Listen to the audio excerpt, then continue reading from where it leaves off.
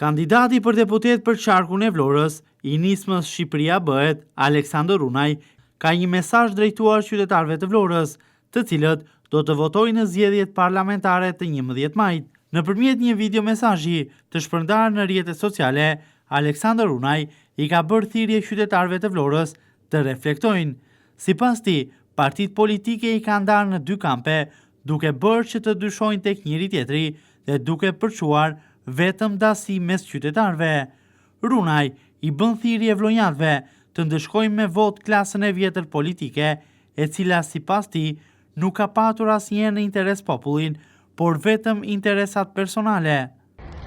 Shqiptarët e mi të dashur, jetojmë në një moment ku duhet të reflektojmë, sepse na kanë ndarë prej kohësh, na kanë futur në dy kampe, madje na kanë bërë të dyshojmë tek njëri tjetri, e ndërsa rinia ikën. Po kur ikën rinia, ikën një brez i tërë, ikën shpresa.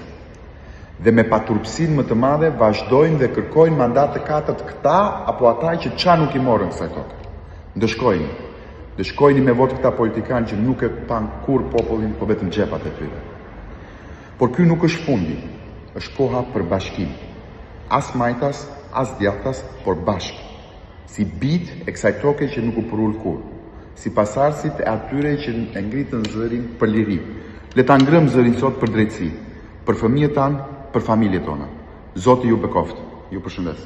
Kandidati për deputet i nismës Shqipëria bëhet, Aleksandër Runaj, ka një thirrje drejtuar qytetarëve të ngrënë zërin e reagimit nëpërmjet votës së tyre kundër regjimit partijak të 30 viteve të fundit, për të sjellë në pushtet një frymë të re politike, si nisma Shqipëria bëhet, për të ardhmen më të mirë të fëmijëve të tyre dhe vetë kombi shqiptar.